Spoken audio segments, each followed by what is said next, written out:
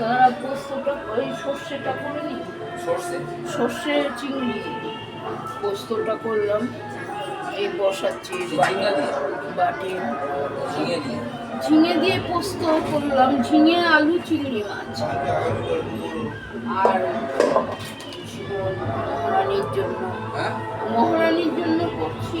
সবাই বলতে কি ওরাই খায় ইয়েটা সর্ষে ঝিঙে।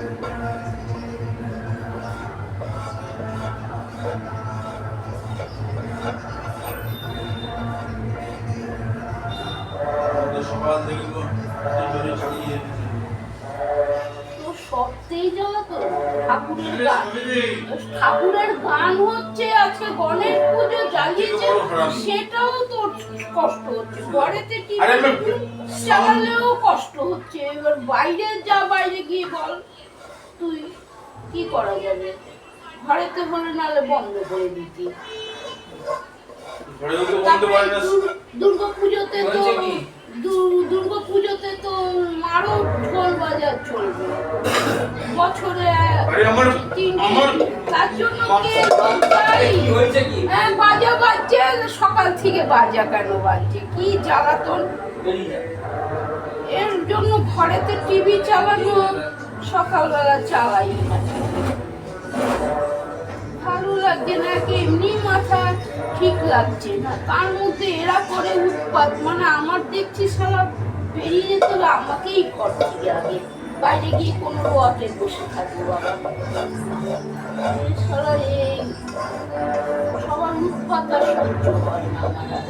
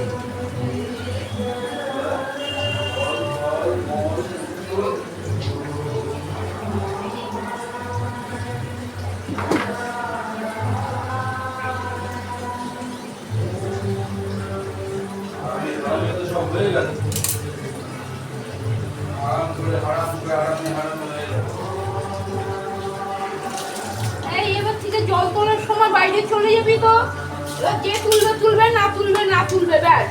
কথা কম, কাজ বেশি, কথা কম হবে।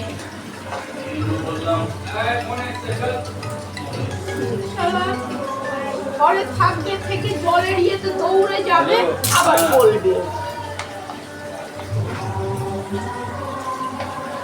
আচ্ছা, আমি স্ট্যাটাসটা চেক করছি, চেক করে ফোন করে রাখছি।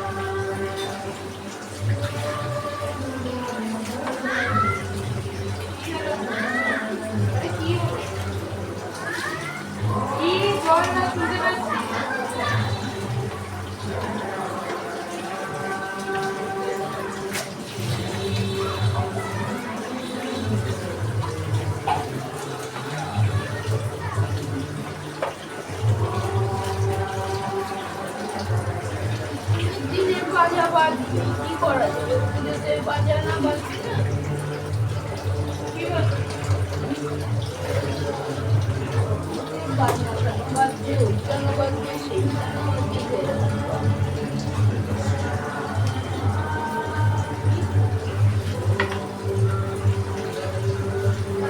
একটু বালতিতে দিয়ে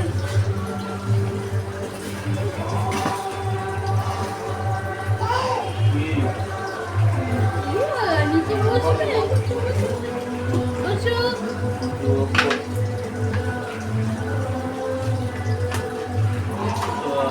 পাড়া কাঁপিয়ে দিল, 60 ডেসিবেল বলেছে, আর এরা কত ডেসিবেল দিয়েছে? খারাপ। যা বাইরে, যা বাইরে গিয়ে বস, যেখানে বাজছে ওখানে গিয়ে বলে, বাইরে গিয়ে বস, বাইরে গিয়ে বস, এখানে না যা, বসে শান্তিতে বস, শান্তিতে বস। জল আসার সময় চলে যাবি, শুধু মুখে লোককে ডিস্টার্ব করছে ঘরে। চলে যাবি। বাবার ভালো লাগছে না, মুখ বন্ধ করে কাজ করতে ভালো লাগে। চেঁচামেচি করলে মার কাজ ভুল হয়ে যায়। দিদি, ও কাজ দিদি, ভুল হয়ে যায়। দিদি। আমি তুই স্নান করবি? নে, না না, হাঁটা মাথা খারাপ, কাম করো। মার, হাঁটা মার। বাবারে, একটা জ্বালাতন না, রান্না করে খাওয়ালাম সেটা জ্বালাতন না, জ্বালাতন অনেক রকমের জ্বালাতন হচ্ছে, সেই কারোকে বুঝাতে পারবো না। বাবারে বাবা, ঢুকিয়ে গেল।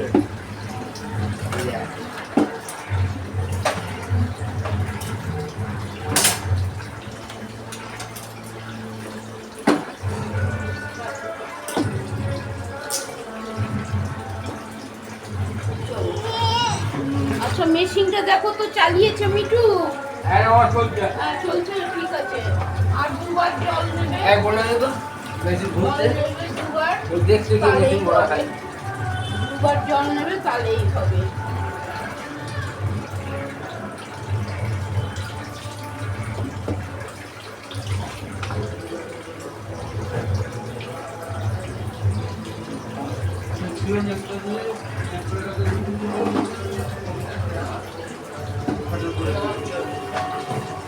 আমার দুজন ঘুরে বেড়াচ্ছে।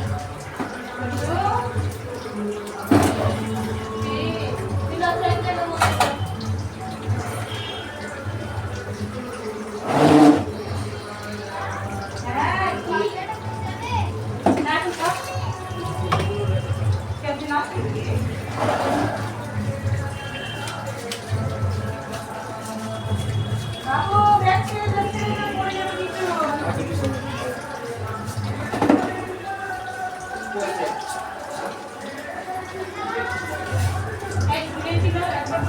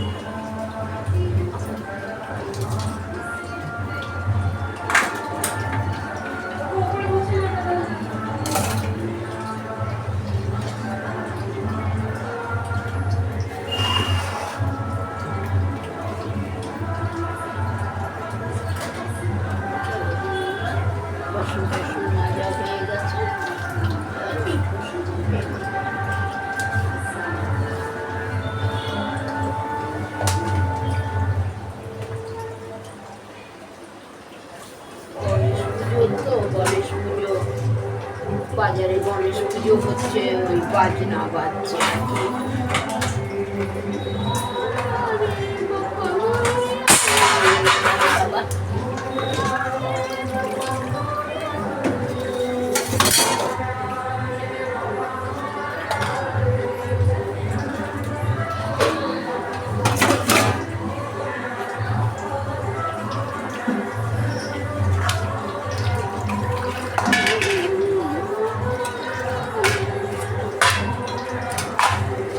তরকারিটা শুধু শুধু খেয়ে শেষ করলাম। কি করবো, করেছি, কেউ খাচ্ছে না। গাটি কচুর তরকারি, ভগবান জানে তুললাম কিলাম। ঘর পুছা হলো, স্টক করা যে রয়েছে, যে বাসন মেজে স্টক করেছি, গাও পরিষ্কার থাকতো, ঠিক হতো। হ্যাঁ যাক না, একবারে দেবো বাবা, এমনি পিছন ছাড়ছিস না বাপরে। আরো 2 লাখ টাকা বাকি না বাবা, বাবা এইটুখানি আমার কাছে ক্যাশ আছে, আমার থাকুক। আমার কখন কি খেতে পারি, রান্না বান্না না করতে পারি, আমাকে তো খেতে হবে। আর ওই ব্যাংকের ক্যাশের কথা জানি না বাবা, ও ব্যাংকের ক্যাশ পাবো কি না পাবো তার ঠিক নেই বাবা। কত খেটে মরছি, চেঁচামেচি খেয়ে মরছি। হ্যাঁ থাক,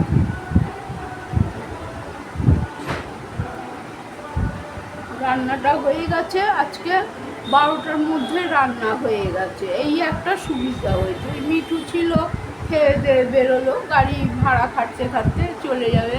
তার গাড়ির কাজ আছে, কাজ করাবে গাড়ি বসে গেছে, বললো মা গাড়ির কাজ করাতে হবে।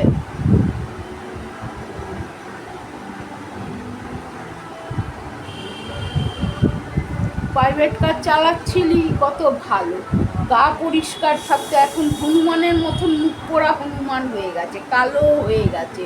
রোদ্দুরে রোদ্দুরে ঝড় বৃষ্টিতে গাড়ি চালাচ্ছে, কালো তো হবেই।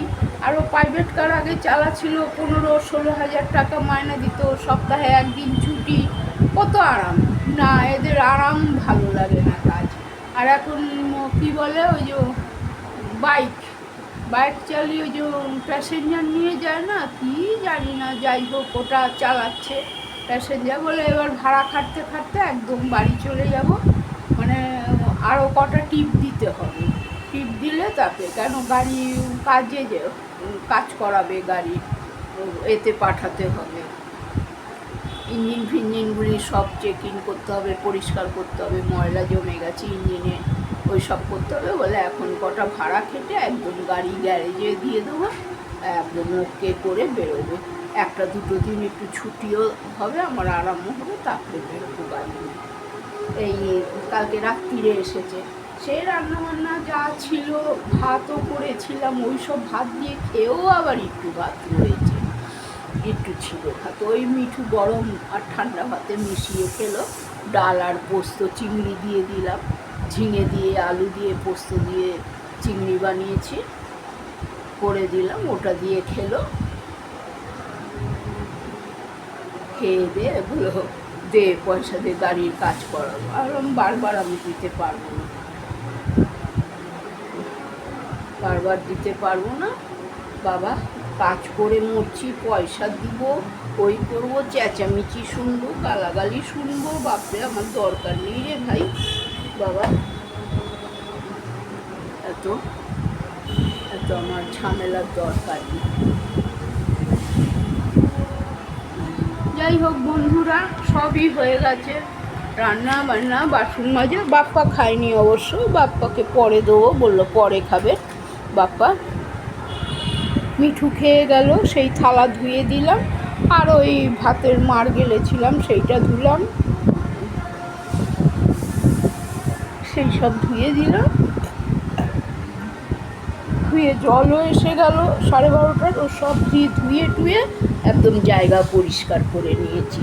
এবার 4টের জল আসবে, স্নান করবো। আজকে 12:30টার জলে স্নান করতে পারি না, এই যে হল্লা গাড়িগুলি থাকলে স্নান করা যায়, মিঠুটা থাকলে স্নান করা যায় না। ঘুম থেকে উঠেই তো রান্না বান্না শুরু করে দিলাম, 11টার সময় আজকে রান্না বসিয়েছি, আর দিন 1টার সময় বসাই, ভাত বসিয়ে স্নান করতে যাই, কাটাকুটি করে টোরে ভাত বসিয়ে আগুন কম করে স্নান করতে যাই 12:30টার জলে। আজকে তো সেটা হয়নি, কি করে হবে? এই যে পণ্ডিত মশাই ছিল, খেয়ে দিয়ে গেল পণ্ডিত মশাই, গাড়ি ভাড়া খেটে চলে যাবে ঘরে। যাই হোক বন্ধুরা, রাখছি, আবার পরে